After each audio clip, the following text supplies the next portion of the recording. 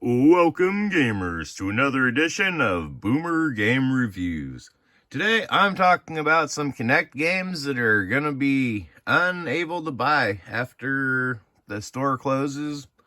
I think that's June 29th or July 29th. So, yeah, time's limited for getting these Kinect games.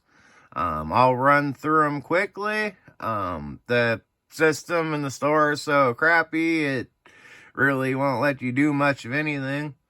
Most of these games are $5 to $10, but there's a number of them that are like 20. Like I was hearing, these ones are like $2 a piece, which isn't bad for just the single sports ones. It's kind of like Wii Sports, except it's only one sport. There's a couple really cool ones in amongst these, even though these are just kind of niche ones. I mean, kicking field goals. Yeah, it sounds like a lot of fun. Kinect Party is free, and that's one I highly recommend getting. There's not a lot of good free games, and there's not a lot of them that are multiplayer, so especially on the Kinect. So that's one to keep an eye out for. Darts versus Zombies. Racketeer is kind of a cool concept. Think of like Angry Birds, except you're attacking buildings. Ski race, kind of like Ski Free a little bit, except I don't think there's abominable snowmen. Mini Ninjas, I've heard, is a heck of a game. Pretty much anything with the word ninja in it has been a great Kinect game. Alright, Dragon's Lair, that's an interesting one.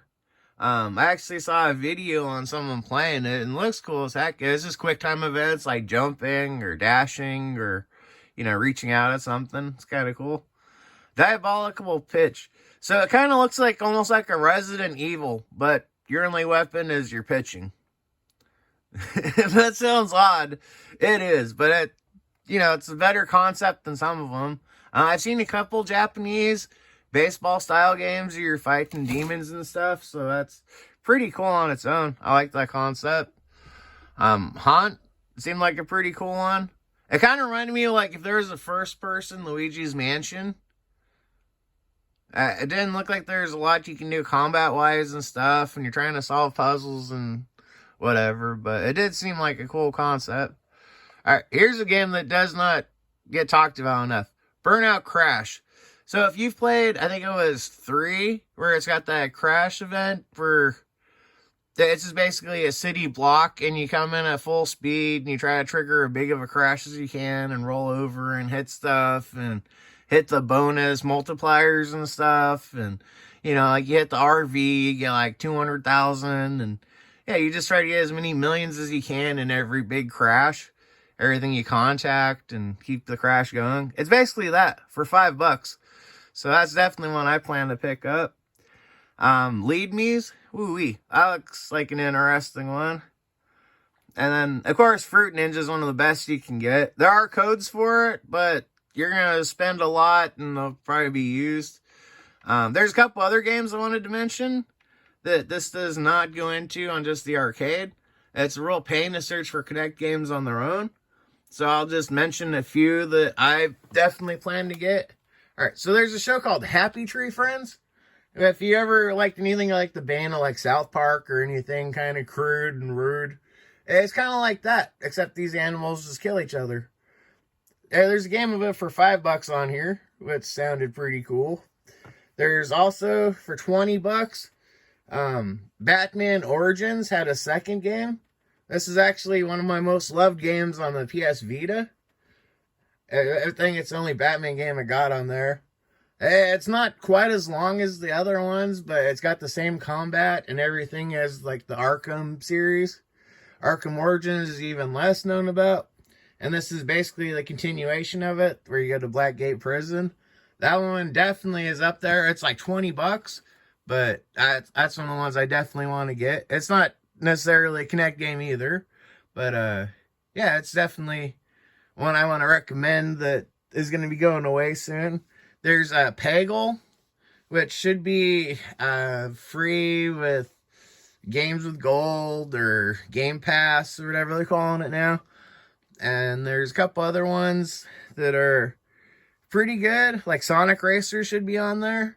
Children of Eden. Those should all be ones that were free with the Games with Gold or Game Pass.